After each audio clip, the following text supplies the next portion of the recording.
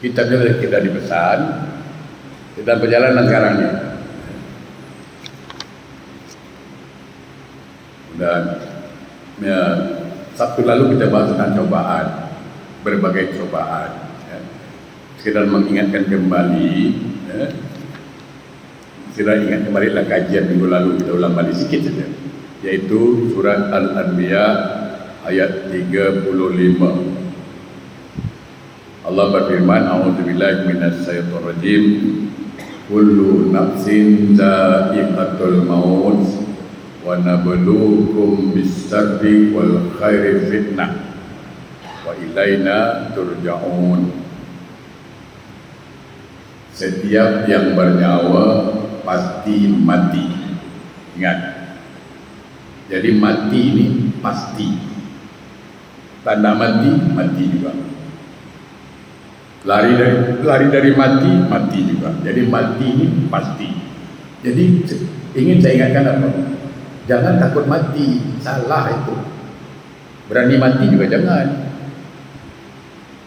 Jangan. Bukan mati yang kita takuti, bukan. Selepas mati itu masalahnya. Apa jadi kita selepas mati nanti? Bagaimana keadaan kita selepas mati? Itu yang kita pikirkan. Bukan matinya dipikirkan. Mati dipikirkan, dia mati juga tu. Tak dipikir pun mati juga. Nampak? Susah. Jadi setiap yang bernyawa pasti mati. Nah, wa nabluukum bis-syarri wal khairi fitnah. Allah cuba, Allah berikan, Allah ciptakan keburukan dan kebaikan sebagai fitnah. Ini fitnah dalam bahasa Arab, fitnah dalam bahasa Quran maknanya ujian, cobaan. Jadi kalau cakap Quran tentang ada ayat fitnah, itu namanya cobaan. Tapi fitnah dalam bahasa Melayu menuduh orang yang dia tak buat, itu perbezaan. Jadi fitnah dalam bahasa agama artinya cobaan. Fitnah dalam bahasa Melayu menuduh orang yang dia tak buat. Baik. Jadi Allah memang cuba dia dengan keburukan dan kebaikan. Dan kepada Allah semua dikembalikan. Apa ilmunya di sini? Ingat, yang namanya cobaan Allah, saya ulang balik biar faham, yang namanya cobaan Allah bukan mesti susah, bukan. Bukan mesti susah, bukan mesti sakit. Wa nabluukum bis-syarri wal khairi. Aku ciptakan kebaikan, keburukan dan kebaikan. Jadi senang itu pun cobaan. Orang lupa tu, pangkat tinggi cobaan, duit banyak cobaan. Tapi jarang kan orang dia dapat duit banyak cobaan. Itu jarang lah cakap tu. Ada tak? Ada kira-kira dapat duit banyak cobaan, gaji tinggi, pangkat naik cobaan. Tak ada. Yang ada syukur, yang ada nikmat. Dia kalau sakit baru cobaan. Itu masalah. Itu satu. Ini betul. Jadi ini harus dipahami, yang namanya cobaan bukan mesti sakit, bukan mesti susah, bukan mesti miskin. Kaya pun cobaan, senang pun cobaan, bahagia pun cobaan, sehat pun cobaan. Sekarang bagaimana cara kita menghadapi cobaan? Bukan cobaan jadi masalah, tadi menghadapi cobaan itu masalah. Okey, itu catatan dulu. Yang kedua, okey, itu dulu, itulah yang kita bahas. Nah sekarang apa dalilnya dalam hadis yang kita tampung kaji kita? Pertama, hadis diriwayatkan dari Aisyah radhiyallahu anha, di mana Rasulullah SAW bersabda, "Ma min musibatin yusabu bihal muslim illa kuffara biha anhu hatta saukati yusabuha." Allahu Akbar. Tidak ada musibah, artinya setiap musibah yang menimpa seseorang muslim kecuali Allah mengampuni sebahagian dosanya karena musibah itu, meskipun musibah itu hanya berupa tertusuk duri. Hadis muttafaqun alaih. Nah, Saya jelaskan. Jadi kadang-kadang itu cara Allah ingin menghapuskan dosa kita. Ada caranya begitu. Kadang-kadang lewat sakit. Makanya sakit itu sebagai penghapus dosa. Tapi dengan syarat dia ridha. Ini pula sakit membeber panjang itu sakit tapi dia ridha dengan penyakitnya. Ya.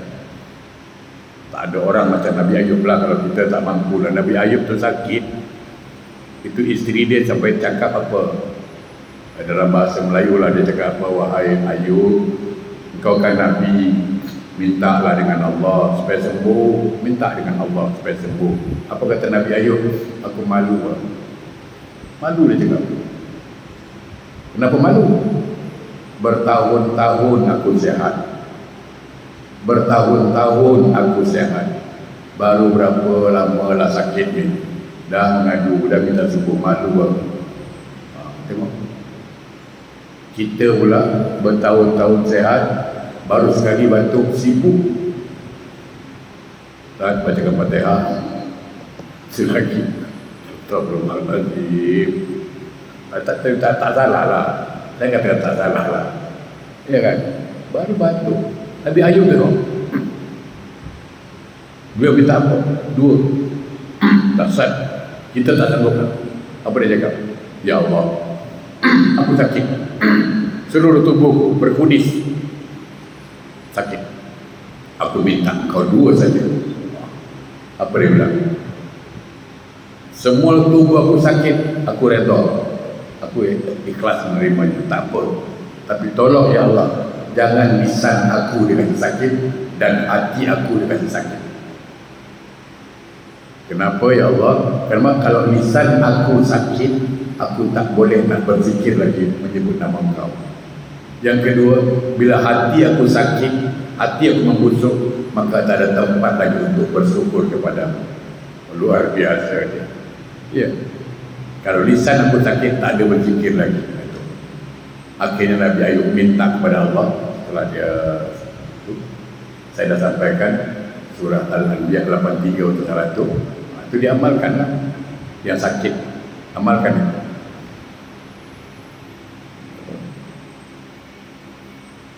Apa yang masnya Rabbi,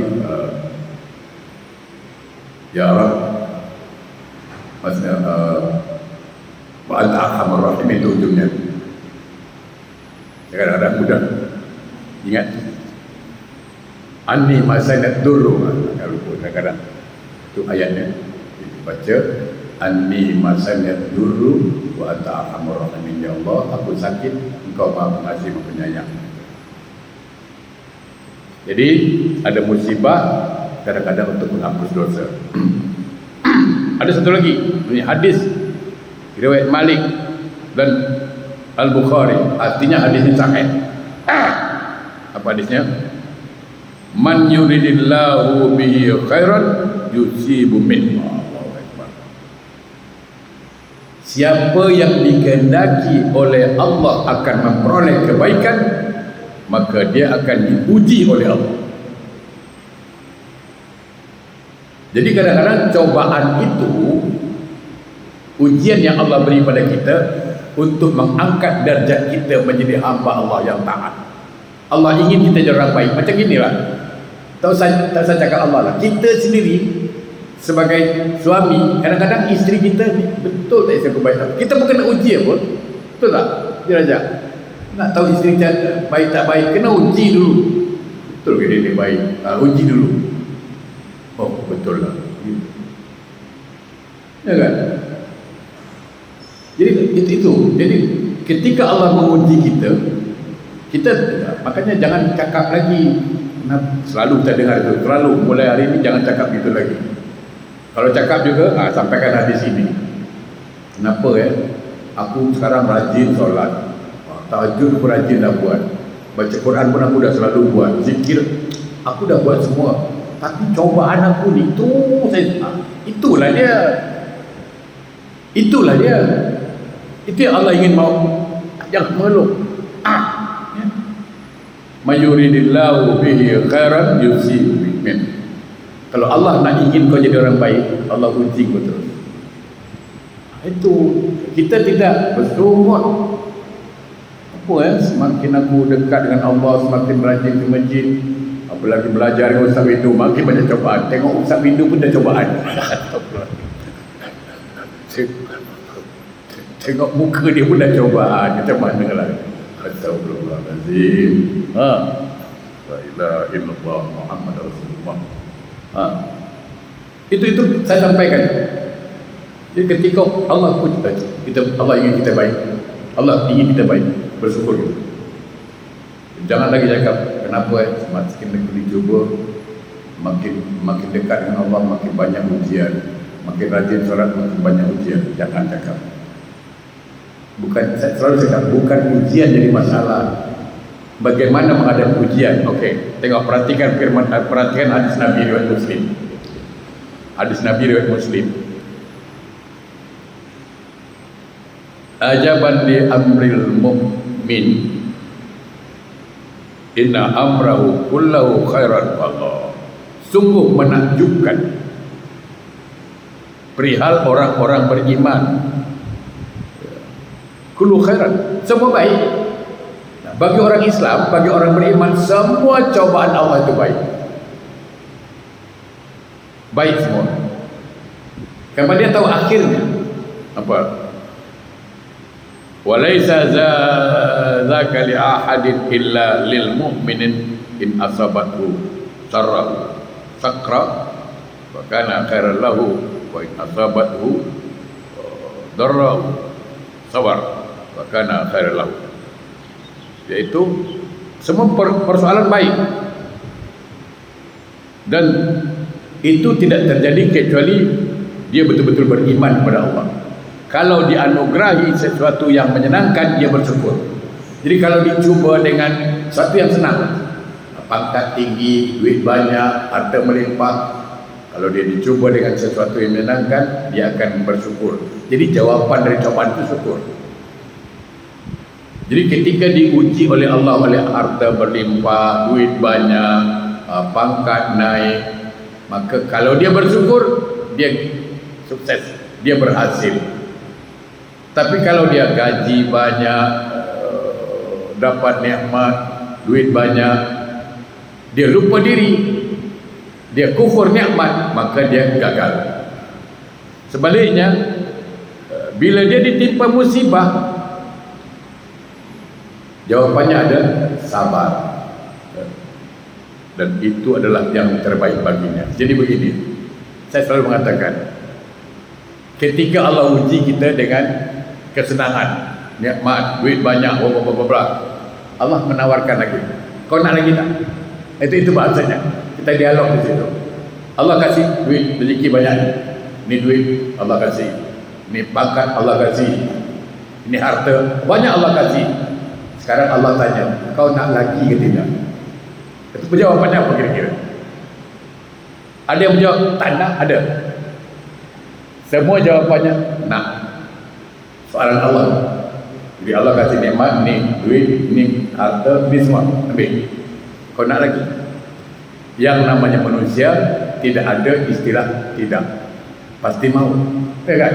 Maka Allah mengatakan, kalau kau nak lagi, kau bersyukur apa yang ada dulu. Itu kan janji Allah, la in syakartum la azidannakum. Kalau kau mensyukuri nikmat yang aku berikan, nanti aku tambah, kata Allah. Itu dialognya di situ. Ketika Allah kasih kita nikmat yang banyak, rezeki yang banyak, seolah-olah Allah bertanya, engkau nak lagi tak? Nah, maka syukuri apa yang ada. Ketika Allah uji dengan penyakit, Allah uji dengan batuk pula, Allah uji dengan susah, Allah uji dengan kehilangan apa, Allah ingin tanya kita, kau nak tak bersama aku di akhirat nanti? Itu pertanyaan. Kau nak tak bersama aku nanti? Jawapannya apa? Nak? Sabar. Innallaha ma'as-sabirin. Allah bersama orang sabar. Tapi kalau ketika diuji Allah dengan penyakit, diuji dengan kesusahan, dia tidak sabar, dia gagal untuk bertemu Allah. Dia gagal. Jadi saya katakan, bagi orang yang sakit, yakinlah Kadang sakit itulah penebus dosa-dosa kita masa lalu. Itu cara Allah ingin membersihkan kita. Yang kedua, nikmatnya saya katakan di akhirat nanti. Karena janji Allah, innallaha ma'as sabirin. Allah akan bersama orang-orang yang sabar. Jadi ketika dia dalam keadaan sakit, berkepanjangan, dia tetap sabar, bertawakal kepada Allah, dan dia semua berserah diri pada Allah. Mungkin ini yang terbaik bagi Allah, bukan bagi dia. Ingat ya, apapun yang Allah takdirkan pada kita, sebenarnya itu yang terbaik. Bagi siapa? Bagi Allah, bukan bagi kita. Menurut kita mungkin tak baik, menurut kita, sebab kita berfikir yang bukan-bukan, ya kan? Tapi menurut Allah itu baik. Sama kan ketika orang dikasih kuda putih, ni kuda putih, orang cakap apa? Cantik kuda putih ni, cantik kuda putih. Semua orang puji kuda putih kan, cantik. Jarang kuda putih pula, ya kan? Sekali besok hilang, kuda putih itu hilang. Apa orang cakap? Itulah engkau letak tangan kau tak baik. Tengok salah tu. Letak tangan kau tak baik, kau memang tak boleh pelihara binatang. Tadi baru dia puji orang. Bagus kau dapat rezeki kuda putih. Kalau hilang, tak boleh kau. Minggu depan kuda putih tu datang buat kuda lain yang lain pula. Bertuah kuda kau. Alah, senang dia cakap bertuah kuda kau. Pandai dia bawa kawan dia. Tapi satu hilang, satu 5 datang. Bertuah kau. Sekarang anak dia naik kuda jatuh. Itulah kuda kau buat sihat. Salah lagi. Kerana dia menghukum apa yang ada. Kuda kau buat sial, patah kaki anak kau. Dah sekali negeri perang, kata raja, kata sultan, semua lelaki berangkat perang. Anak dia tak berangkat, pasal apa? Kaki dia patah. Untung kau jatuh kuda, tak jadi kau perang. Tengok, itulah kita menghukum apa yang ada. Tak begitu. Jangan tengok, kita tak tahu. Jadi apapun yang Allah beri, jadikan kita, takdirkan, itu terbaik. Memang menurut kita hanya sakit apa baik Ustaz, menurut awak, menurut Allah itu baik. Kerana semua penyakit di dunia ini selesai bila mati. Tapi ada penyakit yang belum selesai, apa? Penyakit batin, itu tak selesai. Hasad, dengki, iri, itu lebih berbahaya tu. Tak ada dalam di neraka, tak ada hadis mengatakan engkau pasal apa engkau masuk neraka, pasal ginjal, pasal dialisis aku masuk neraka. Tak ada. Betul kan?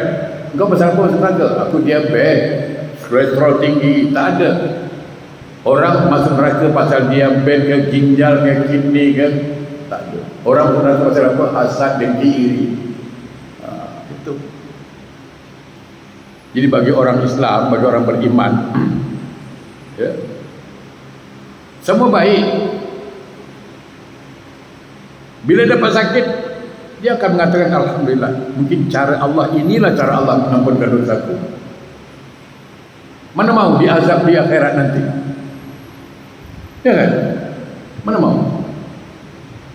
Ini cara Allah itu, kita tak tahu. Satu hal lagi yang saya sampaikan apa? Kalau kita dapat musibah, jangan suka bagi tahu orang. Itu pesan sahabat. Ada sahabat berpesan, kalau kau dapat musibah, kau jangan cerita dengan orang. Sahabat pesan. Kenapa? Okeylah, kau sekarang dapat musibah apa, tak tahu musibah apa, dapat kau cerita orang. Kalau kau cerita dengan kawan, cerita dengan saudara, saudara cakap apa, kawan cakap apa? Aku numpang sedih. Numpang sedih? Buat apa dapat? Apa dapat? Aku mau sedih lah, numpang sedih. Kita cerita suruh orang sedih? Tak. Aku turut simpatik. Aku numpang sedih. Numpang sedih? Dia tanya tengah masalah. Ya kan? Lagi kawan cakap apa? Apa aku nak buat? Apa aku boleh buat? Itu aja. Maka kata sahabat, tak usah cerita, diam. Kalau kita cerita dengan musuh tahu, lagi dia senang, dia happy pula rasa. Bila rasa pula. Kan? Maka sahabat, banyak di antara sahabat itu dia menyembunyikan musibah. Dia sembunyikan musibah. Bahkan ada satu sahabat, saya tertarik dengan ucapan ini, yaitu ada satu sahabat dari kelompok salafus saleh, dia bercerita tentang musibah dia dapat. Allah, dia cakap pasal cerita. Kenapa? Dia tunjuk mata dia tau. Nampak? Mata kau kenapa? Aku dari 15 tahun tak nampak orang. Aku tak cerita dia. Aku dari 15 tahun tak tahu orang sebenarnya. Dari 15 tahun tak tahu jalan. Dan tak nampak jalan aku. Dari 15 tahun tak nampak jalan, tak nampak orang. Tak satu orang pun tahu, cuma kau bagi tahu. Itu dia bertahan. Kenapa? Aku sekarang aku bagi tahulah orang. Apa aku dapat? Ya. Oh, dasar kau kita dapat. Apa lagi dapat? Ya kan? Dapat apa? Nak tanya dulu. Paling aku numpang sedih. Ya kan? Baik. Ada lagi nasihat yang bijak.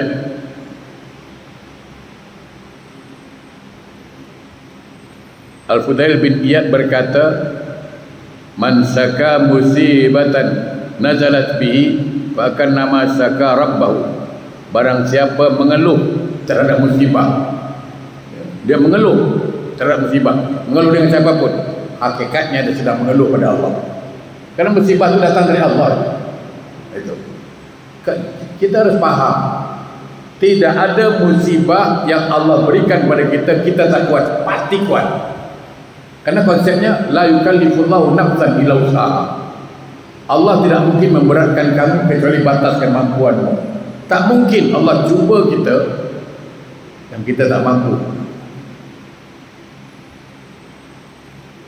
Ini orang bijak berkata, arba'un min kunuzil jannah. Ada 4 rahasia menuju surga. Ada 4 rahasia menuju surga. Pertama, kitmanul musibah.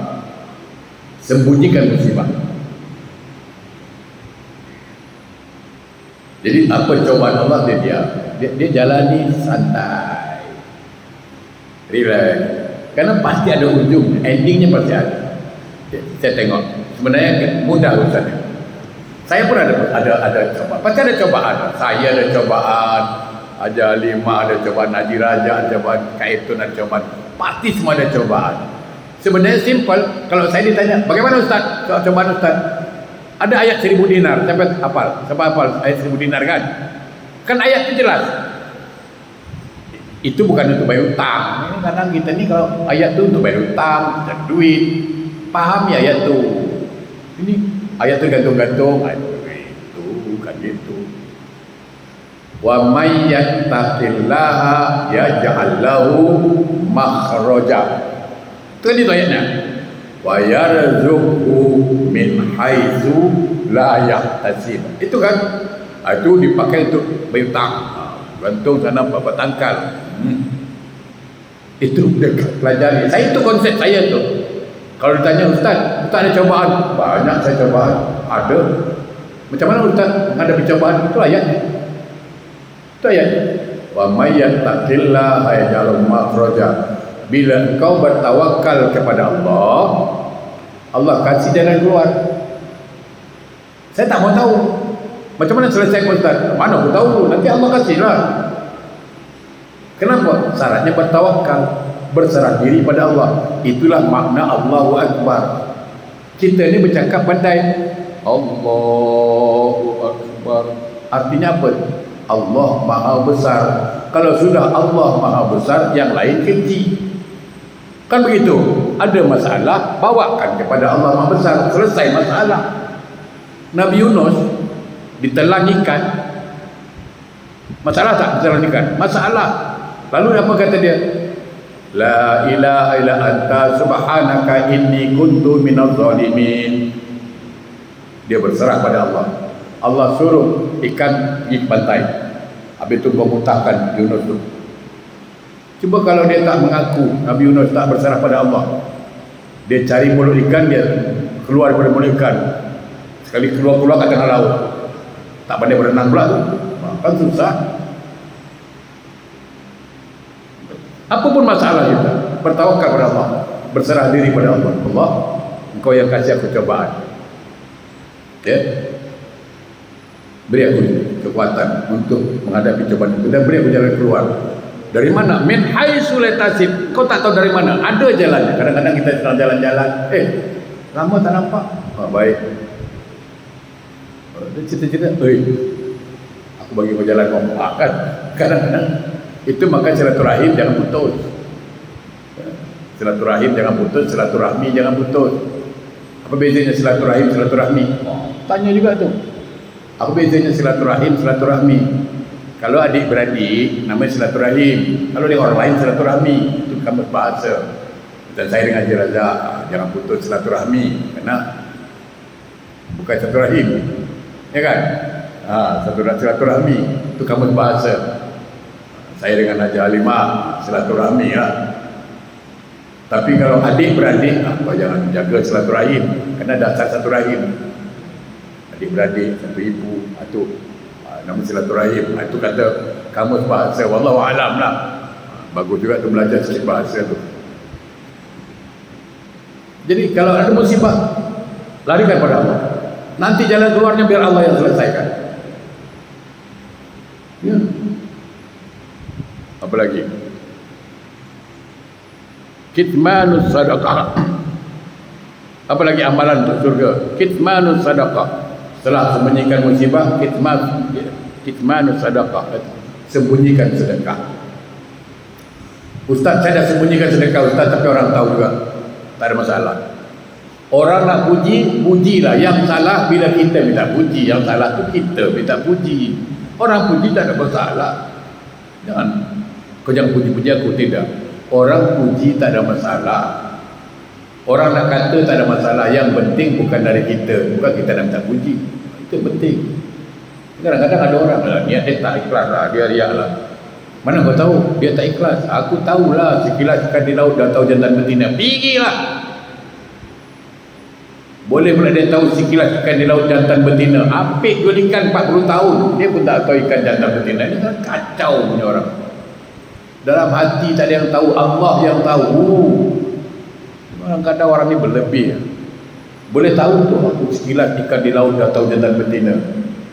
Dia ingat apa? Bila Piramli ke nak tahu itik mana laki-laki mana? Siapa yang kejar dulu itu? Oh bukan. Kadang-kadang karun.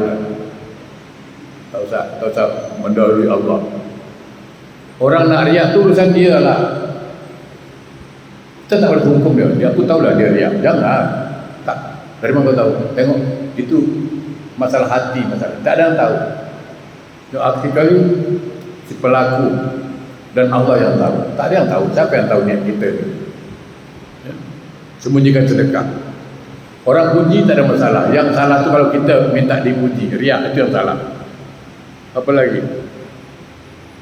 Wa kitmanul faqah. Menyembunyikan kesedihan. Sedih, hidup ni biasalah sedih, ceria, gembira betul. Tapi kalau kita sedih, ada masalah, ya, jangan terlalu dihebohkan. Sekarang minta ampun saya. TikTok apa itu? Macam-macam sekarang apa tu? Saya kalau tengok, saya suka tengok kadang-kadang geli pun ada, malu pun ada. Tengok orang tua pakai jilbab tapi berjoget sana berjoget sini sampai tanggalkan jarum dari. Aduh, ada yang saya tengok di Facebook cerita masalah suami, buka aib suami, apalah orang dia menunjukkan kesedihan. Ada yang saya tak tahu nak cakap lah, pergi tangkap suami selingkuh dalam hotel, apalah guna begitu. Habis itu balik lagi macam-macam cerita sekarang. Ya, saya selalu katakan Tidak ada orang tak ada problem, tak ada orang tak ada masalah, tak ada orang tak ada dicuba oleh Allah. Semua orang dicuba oleh Allah. Sekarang macam mana cara kita menghadapi cobaan yang penting. Kalau memang itu sedih, ya pendamlah kesedihan itu. Orang boleh buat apa? Saya nak tanya dulu. Apa orang boleh buat? Kecuali kalau kita minta pendapat yang boleh cari jalan keluar, itu cerita lain lah. Ya. Selanjutnya, wa kitmanul wajah, wa kitmanul wajah, iaitu menyembunyikan penyakit. Ya. Dia tak begitu suka orang tahu sakit dia. Dia tahu sakit ini, insya-Allah dia penebus dosa-dosanya. Dia tahu. Ya. Baik, saya kira itu dulu, insya-Allah kita akan jumpa lagi. Sabtu depan masih ada kelas. Nanti kita tutup 24 hari bulan, 24 sama 31, 2 minggu tu. Tapi minggu depan masih ada. Kita akan bahas sebab ikhlas, insya-Allah. A'udzubillahi minasyaitonir rajim. Bismillahirrahmanirrahim. Alhamdulillahirabbil alamin. Allahumma shalli ala sayyidina Muhammad wa ala ali sayyidina Muhammad. Allahumma arinal haqqa haqqan warzuqna ittiba'ah wa arinal batila batila warzuqna. Ya Allah, tunjukkan ya Allah yang benar itu memang benar. Berilah kami kekuatan untuk melaksanakan kebenaran itu. Dan tunjukkan ya Allah yang salah itu memang salah. Berilah kami untuk meninggalkan kesalahan itu. Allahumma ya Allah ya Rahman ya Rahim. Bimbinglah kami ya Allah. Tolonglah kami ya Allah untuk selalu berzikir menyebut nama-Mu. Bantulah kami ya Allah untuk selalu mensyukuri nikmat-nikmat-Mu. Dan bantulah kami ya Allah untuk selalu memperbaiki diri kami. Allah, kami bukanlah hamba-hamba-Mu yang terbaik, namun kami sedang berusaha berbuat baik. Oleh karena itu ya Allah, bimbinglah kami dalam menuju kebaikan itu ya Allah. Allahumma ya Allah ya Rahman ya Rahim. Selamatkanlah hidup kami, selamatkan anak-anak dan cucu kami ya Allah. Bimbinglah kami sekeluarga ya Allah menuju jalan yang Kau ridhoi. Ampunkan dosa-dosa kami, dosa orang-orang yang kami sayangi, terutama dosa kedua orang tua kami ya Allah. Rabbana atina fid dunya hasanah wa fil akhirati hasanah wa qina adzabannar. Walhamdulillahirabbil alamin. Assalamualaikum warahmatullahi wabarakatuh.